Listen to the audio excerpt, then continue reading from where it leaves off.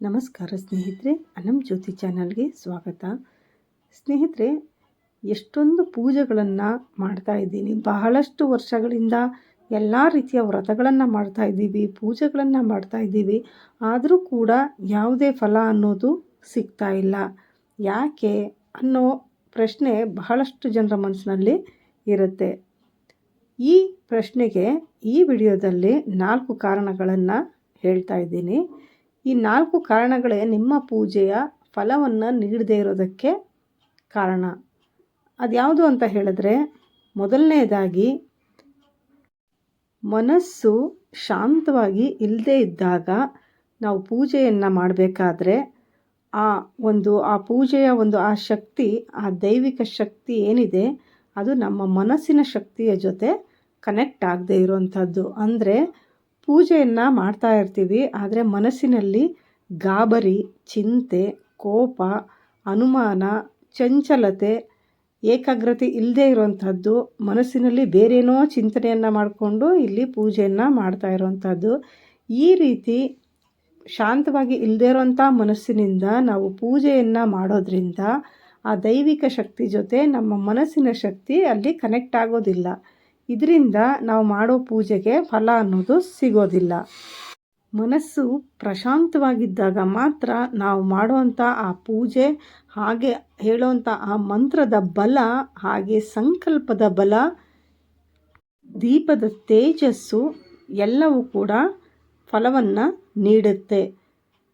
ಶಾಂತವಾಗಿಲ್ಲದೆ ಇರುವಂಥ, ಅಶಾಂತಿಯಿಂದ ಕೂಡಿರುವಂಥ ಮನಸ್ಸಿನಿಂದ ಪೂಜೆಯನ್ನು ಮಾಡೋದ್ರಿಂದ ಆ ಪೂಜೆಗೆ ಯಾವುದೇ ರೀತಿಯ ಫಲ ಅನ್ನೋದು ಸಿಗೋದಿಲ್ಲ. ಎರಡನೆಯದು, ಸಂಕಲ್ಪ ಸರಿಯಾಗಿ ಮಾಡದೆ ಪೂಜೆಯನ್ನು ಮಾಡುವಂಥದ್ದು. ಅಂದರೆ ನಾವು ಯಾವುದೇ ಒಂದು ಪೂಜೆ ಮಾಡಬೇಕಾದ್ರೆ ನಮಗೆ ಯಾವ ಆಶೀರ್ವಾದ ಬೇಕು, ನನಗೆ ಏನು ಕೋರಿಕೆ ಇದೆ, ಏನು ಆಗಬೇಕು ಅನ್ನೋ ಸ್ಪಷ್ಟತೆ ನಮ್ಮಲ್ಲೇ ಇಲ್ಲದೇ ಇರುವಂಥದ್ದು. ಈ ರೀತಿ ನನಗೇನು ಬೇಕು ಅನ್ನೋದು ನಮಗೆ ಗೊತ್ತಿಲ್ಲದೆ ಇರುವಂಥ ಸ್ಥಿತಿನಲ್ಲಿ ನಾವು ಪೂಜೆಯನ್ನು ಮಾಡುವಂಥದ್ದು. ಏನೋ ಒಂದು ಸುಮ್ಮನೆ ಒಳ್ಳೆಯದಾಗಲಿ ಅಂದ್ಕೊಂಡು ನಾವು ಪೂಜೆಯನ್ನು ಮಾಡಿಬಿಡ್ತೀವಿ. ಸ್ಪಷ್ಟ ಸಂಕಲ್ಪ ಇಲ್ಲದೇ ಇದ್ದಾಗ ಆ ಪೂಜೆ ಫಲವನ್ನು ಕೊಡೋದಿಲ್ಲ. ಸರಿಯಾದ ಸಂಕಲ್ಪ ಯಾವ ರೀತಿ ಅಂತ ಹೇಳಿದ್ರೆ, ನಮ್ಮ ಕುಟುಂಬಕ್ಕೆ ಆಯಸ್ಸು, ಆರೋಗ್ಯ, ನೆಮ್ಮದಿ, ಹಾಗೆ ಹಣದ ಪ್ರವಾಹ ಸ್ಥಿರವಾಗಿ ನಮ್ಮ ಮನೆಯಲ್ಲಿ ನೆಲೆಸಲಿ. ಈ ರೀತಿಯಾಗಿ ಸ್ಪಷ್ಟವಾದ ಸಂಕಲ್ಪವನ್ನು ಮಾಡಿ ಪೂಜೆಯನ್ನು ಮಾಡಿದಾಗ ಆ ಪೂಜೆಗೆ ಸಂಪೂರ್ಣ ಫಲ ಅನ್ನೋದು ಸಿಗುತ್ತೆ. ಸುಮ್ಮನೆ ನಾವು ಒಂದೇ ಸಲ ಯಾವುದೇ ಒಂದು ಕಾರಣ ಇಲ್ಲದೆ, ಸ್ಪಷ್ಟತೆ ಇಲ್ಲದೆ ಸುಮ್ಮನೆ ಪೂಜೆಯನ್ನು ಮಾಡೋದ್ರಿಂದ ಕೂಡ ಆ ಪೂಜೆಗೆ ಫಲ ಸಿಗೋದಿಲ್ಲ. ಆದ್ದರಿಂದ ಸರಿಯಾದ ಸ್ಪಷ್ಟವಾದ ಸಂಕಲ್ಪವನ್ನು ಮಾಡಿ ನೀವು ಯಾವುದೇ ಒಂದು ವ್ರತವನ್ನು, ಪೂಜೆಯನ್ನು ಮಾಡಿದಾಗ ಅದಕ್ಕೆ ಫಲ ಅನ್ನೋದು ಖಂಡಿತ ಸಿಗುತ್ತೆ. ಇನ್ನು ಮೂರನೆಯ ಕಾರಣ, ನಮ್ಮ ಸುತ್ತ ಒಂದು ಔರಾ ಎನರ್ಜಿ ಅಂತ ಇರುತ್ತೆ. ಅದು ನಮ್ಮ ಕಣ್ಣಿಗೆ ಕಾಣಿಸೋದಿಲ್ಲ. ಈ ಔರಾ ಎನರ್ಜಿ, ಇದನ್ನು ಪ್ರಾಣಶಕ್ತಿ ಅಂತ ಕೂಡ ಕರೀತಾರೆ.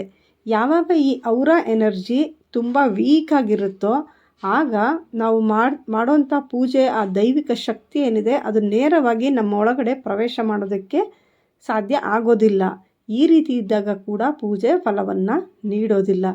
ಇದು ಯಾವ ಕಾರಣಕ್ಕೆ ನಮ್ಮ ಔರಾ ವೀಕ್ ಆಗುತ್ತೆ ಅಂತ ಹೇಳಿದ್ರೆ, ಮನಸ್ಸನ್ನು ಸದಾಕಾಲ ನಕಾರಾತ್ಮಕ ಚಿಂತನೆಯನ್ನು ಮಾಡ್ತಾ ಇರೋದು. ಅಂದರೆ ನೆಗೆಟಿವ್ ಥಿಂಕಿಂಗನ್ನು ಯಾವಾಗಲೂ ಕೂಡ ಮಾಡ್ತಾ ಇರುವಂಥದ್ದು, ಮತ್ತು ಎಲ್ಲದಕ್ಕೂ ಕೋಪ ಮಾಡಿಕೊಂಡೇ ಇರುವಂಥದ್ದು, ಹಾಗೆ ನಿರಾಸೆ, ಯಾವಾಗಲೂ ಕೂಡ ನಿರಾಸೆಯಿಂದ ಇರುವಂಥದ್ದು, ಸಣ್ಣ ಸಣ್ಣ ವಿಷಯಕ್ಕೂ ಜಗಳವನ್ನು ಮಾಡ್ತಾ ಇರುವಂಥದ್ದು, ಬೇಸರ ಮಾಡ್ಕೊಂಡಿರೋವಂಥದ್ದು, ಮಾನಸಿಕ ಒತ್ತಡ, ಹೆಚ್ಚಾದ ಮಾನಸಿಕ ಒತ್ತಡವನ್ನು ಇಟ್ಕೊಂಡಿರೋವಂಥದ್ದು.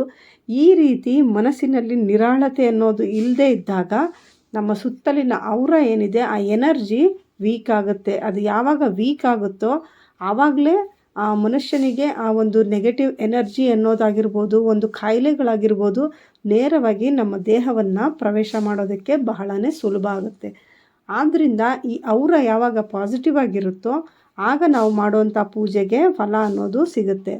ಇನ್ನು ಈ ಔರಾವನ್ನು ಯಾವ ರೀತಿಯಲ್ಲಿ ಪಾಸಿಟಿವ್ ಆಗಿ ಇಟ್ಕೋಬೇಕಂತ ಹೇಳಿದ್ರೆ, ಯಾವಾಗಲೂ ಕೂಡ ಈ ನಕಾರಾತ್ಮಕ ಚಿಂತನೆಗಳಿಂದ ದೂರ ಇರಬೇಕು. ಅದೇ ರೀತಿ ಎಲ್ಲದಕ್ಕೂ ಕೋಪ ಜಗಳ, ನಮಗೆ ಕೋಪ ಜಗಳ ಏನೇ ಮಾಡಿದರೂ ಕೂಡ ಅದನ್ನು ಆ ಕ್ಷಣಕ್ಕೆ ಮಾತ್ರ ಸೀಮಿತವಾಗಿ ಇಟ್ಕೋಬೇಕು.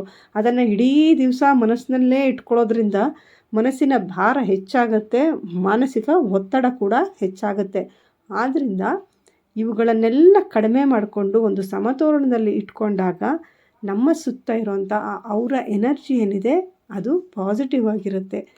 ಅದು ಯಾವಾಗ ಪಾಸಿಟಿವ್ ಆಗಿರುತ್ತೋ ಆಗ ನಾವು ಮಾಡೋಂಥ ಪೂಜೆಗೆ ಫಲ ಅನ್ನೋದು ಸಿಗುತ್ತೆ. ಇನ್ನು ಇದನ್ನು ಪಾಸಿಟಿವ್ ಆಗಿ ಮಾಡಬೇಕಂತ ಹೇಳಿದ್ರೆ ಪ್ರತಿ ದಿವಸ ಬೆಳಗ್ಗೆ ಒಂದು ತುಪ್ಪದ ದೀಪವನ್ನು ಹಚ್ಚುವಂಥದ್ದು, ದೇವರಿಗೆ ಪ್ರತಿ ದಿವಸ ಬೆಳಗ್ಗೆ ಶಾಂತವಾದ ಮನಸ್ಸಿನಿಂದ ಪೂಜೆಯನ್ನು ಮಾಡುವಂಥದ್ದು.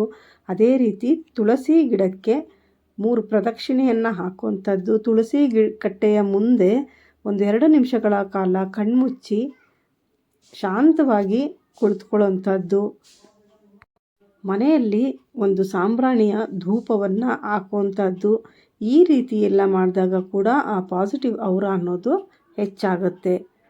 ಇನ್ನು 4ನೆಯ ಕಾರಣ, ಮನೆಯ ವಾತಾವರಣ ಏನಿದೆ ಅದು ಸಮತೋಲನದಲ್ಲಿ ಇಲ್ಲದೇ ಇರುವಂಥದ್ದು. ಇದು ಬಹಳನೇ ದೊಡ್ಡ ಕಾರಣ.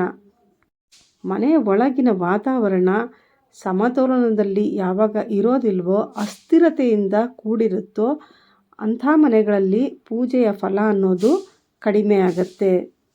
ಇನ್ನು ಮನೆಯ ವಾತಾವರಣದಲ್ಲಿ ನೆಗೆಟಿವಿಟಿ ಹೆಚ್ಚಾಗೋದಕ್ಕೆ ಏನು ಕಾರಣಗಳು ಅಂತ ಹೇಳಿದ್ರೆ, ಮನೆಯನ್ನು ಅಶುದ್ಧವಾಗಿ ಇಟ್ಕೊಳ್ಳೋಂಥದ್ದು. ಅದರಲ್ಲೂ ಮನೆಯ ಮುಂಬಾಗಿಲನ್ನು ಪ್ರತಿ ದಿವಸ ಗುಡಿಸಿ ರಂಗೋಲಿಯನ್ನು ಹಾಕದೆ ಮನೆಯ ಮುಂದೆ ಚಪ್ಪಲಿಗಳನ್ನು ಬಿಡುವಂಥದ್ದು, ಕಸವನ್ನು ಹಾಕುವಂಥದ್ದು, ಈ ರೀತಿಯಾಗಿ ಅಶುಚಿಯಿಂದ ಇಟ್ಕೊಳ್ಳೋಂಥದ್ದು. ಅದೇ ರೀತಿ ಅಡುಗೆ ಕೋಣೆಯನ್ನು ಅಶುಚಿಯಾಗಿ ಇಟ್ಕೊಳ್ಳೋಂಥದ್ದು ಮತ್ತು ಮನೆಯಲ್ಲಿ ಕನ್ನಡಿಯನ್ನು ತಪ್ಪಾದ ಸ್ಥಳಗಳಲ್ಲಿ ನೇತು ಹಾಕುವಂಥದ್ದು. ಹಾಗೆ ದೇವರಿಗೆ ದೀಪವನ್ನು ಹಚ್ಚಬೇಕಾದ್ರೆ ಆ ದೀಪದ ಜ್ವಾಲೆ ಏನಿದೆ ಅದು ತಪ್ಪಾದ ದಿಕ್ಕಿಗೆ ನಾವು ಹಚ್ಚುವಂಥದ್ದು. ಅಂದರೆ ದಕ್ಷಿಣ ದಿಕ್ಕಿಗೆ ಮುಖ ಮಾಡಿ ಹಚ್ಚುವಂಥದ್ದು, ಪಶ್ಚಿಮಕ್ಕೆ ಮುಖ ಮಾಡಿ ಹಚ್ಚುವಂಥದ್ದು. ಯಾವಾಗಲೂ ಕೂಡ ದೀಪದ ಉರಿ ಉತ್ತರ ದಿಕ್ಕು ಅಥವಾ ಪೂರ್ವ ದಿಕ್ಕಿಗೆ ಮುಖ ಮಾಡಿ ಹಚ್ಚಬೇಕು.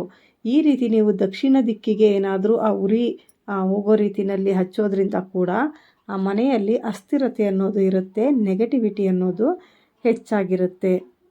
ಅದೇ ರೀತಿ ಮನೆಯಲ್ಲಿ ಸದಾ ಜಗಳ ಆಡ್ತಾ ಇರೋದು, ಕೋಪ ಮಾಡ್ಕೊಂಡಿರುವಂಥದ್ದು, ಕೆಟ್ಟ ಪದಗಳನ್ನು ಹೆಚ್ಚಾಗಿ ಮಾತಾಡ್ತಾ ಇರುವಂಥದ್ದು, ಈ ರೀತಿ ಮಾಡಿದಾಗ ಆ ಮನೆಯಲ್ಲಿ ನೆಗೆಟಿವ್ ಎನರ್ಜಿ ಅನ್ನೋದು ಹೆಚ್ಚಾಗುತ್ತೆ. ಇದರಿಂದ ಮನೆಯ ವಾತಾವರಣವೇ ಕೆಟ್ಟು ಹೋಗುತ್ತೆ, ಮನೆಯಲ್ಲಿ ಅಸ್ಥಿರತೆ ಅನ್ನೋದು ಉಂಟಾಗುತ್ತೆ. ಈ ರೀತಿ ಇದ್ದಾಗ ಕೂಡ ನಾವು ಮಾಡೋಂಥ ಯಾವುದೇ ಪೂಜೆಗೆ ಫಲಗಳು ಸಿಗೋದಿಲ್ಲ. ಒಟ್ಟಿನಲ್ಲಿ ಹೇಳಬೇಕಂತ ಹೇಳಿದ್ರೆ, ನಾವು ಮಾಡೋಂಥ ಪೂಜೆಗೆ ಫಲ ಯಾಕೆ ಸಿಗ್ತಾ ಇಲ್ಲ ಅಂತ ಹೇಳಿದ್ರೆ, ನಮ್ಮ ಕೋರಿಕೆಯನ್ನು ಆ ಭಗವಂತ ಕೇಳಿಸ್ಕೊಳ್ತಿಲ್ಲ ಅನ್ನೋದು ಕಾರಣ ಅಲ್ಲ.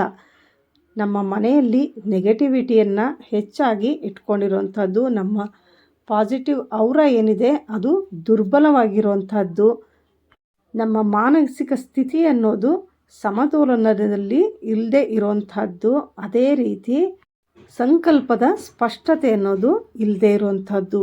ಈ ಕಾರಣಗಳಿಂದಾಗಿಯೇ ನಮ್ಮ ಪೂಜೆಗೆ ಫಲ ಅನ್ನೋದು ಸಿಗೋದಿಲ್ಲ. ಆದ್ದರಿಂದ ಯಾವಾಗಲೂ ಕೂಡ ಮನಸ್ಸು ಶಾಂತವಾಗಿರಬೇಕು, ನಾವು ಮಾಡೋಂಥ ಸಂಕಲ್ಪ ಸ್ಪಷ್ಟವಾಗಿರಬೇಕು, ಮನೆಯ ವಾತಾವರಣ ಸಾತ್ವಿಕವಾಗಿರಬೇಕು, ಅವರ ಎನರ್ಜಿ ಏನಿದೆ ಅದು ಪಾಸಿಟಿವ್ ಆಗಿರಬೇಕು. ಈ ರೀತಿಯಾಗಿ ಇದ್ದಾಗ ಮಾತ್ರ ನಾವು ಮಾಡೋಂಥ ಎಲ್ಲ ಪೂಜೆಗಳಿಗೂ ಖಂಡಿತ ಫಲ ಅನ್ನೋದು ಸಿಕ್ಕೇ ಸಿಗುತ್ತೆ. ಆದ್ದರಿಂದ ನಾನು ಎಲ್ಲ ವ್ರತ ಮಾಡ್ತಾಯಿದ್ದೀನಿ, ಎಲ್ಲ ಪೂಜೆ ಮಾಡ್ತಾಯಿದ್ದೀನಿ, ಆದರೂ ಕೂಡ ನನಗೆ ಫಲ ಸಿಗ್ತಾ ಇಲ್ಲ ಅಂತ ಚಿಂತೆ ಮಾಡೋದ್ರ ಬದಲು ಅದಕ್ಕೆ ಕಾರಣಗಳನ್ನು ಕಂಡುಕೊಂಡು ಅದನ್ನು ನಾವು ಸರಿಪಡಿಸ್ಕೊಳ್ಳೋದ್ರಿಂದ ಖಂಡಿತ ನಾವು ಮಾಡೋ ಪ್ರತಿಯೊಂದು ಪೂಜೆ ಹಾಗೂ ವ್ರತಗಳಿಗೆ ಫಲ ಅನ್ನೋದು ಸಿಕ್ಕೇ ಸಿಗುತ್ತೆ. ನೋಡಿದ್ರಲ್ಲ ಸ್ನೇಹಿತರೆ, ಇವತ್ತಿನ ವಿಡಿಯೋದಲ್ಲಿ ನಾವು ಮಾಡೋಂಥ ಪೂಜೆಗೆ ಫಲ ಅನ್ನೋದು ಯಾಕೆ ಸಿಗೋದಿಲ್ಲ, ಅದು ಸಿಗಬೇಕಂತ ಹೇಳಿದ್ರೆ ಯಾವೆಲ್ಲ ಬದಲಾವಣೆಗಳನ್ನು ಮಾಡ್ಕೋಬೇಕು ಎಲ್ಲವನ್ನು ಕೂಡ ಸರಳವಾಗಿ ತಿಳಿಸ್ಕೊಟ್ಟಿದ್ದೀನಿ. ಈ ವಿಡಿಯೋ ನಿಮಗೆ ಇಷ್ಟ ಆಗಿದ್ದರೆ ಲೈಕ್ ಮಾಡಿ, ನಿಮ್ಮ ಸ್ನೇಹಿತರಿಗೂ ಕೂಡ ಶೇರ್ ಮಾಡಿ. ಸಬ್ಸ್ಕ್ರೈಬ್ ಮಾಡಿ ನಮ್ಮ ಚಾನಲ್ ನೋಡ್ತಾ ಇದ್ದರೆ ಈಗಲೇ ಸಬ್ಸ್ಕ್ರೈಬ್ ಮಾಡಿ ಪಕ್ಕದಲ್ಲಿರೋ ಬೆಲ್ ಐಕಾನ್ ಒತ್ತಿ. ನಿಮ್ಮ ಅನಿಸಿಕೆಗಳನ್ನು ಕಮೆಂಟ್ ಮುಖಾಂತರ ತಿಳಿಸಿ. ಮತ್ತೊಂದು ಉಪಯುಕ್ತ ವಿಡಿಯೋ ಜೊತೆ ಮತ್ತೆ ಭೇಟಿ ಮಾಡೋಣ. ಅಲ್ಲಿವರೆಗೂ ನಮಸ್ಕಾರ. ಸರ್ವೇ ಜನ ಸುಖಿನೋ ಭವಂತು.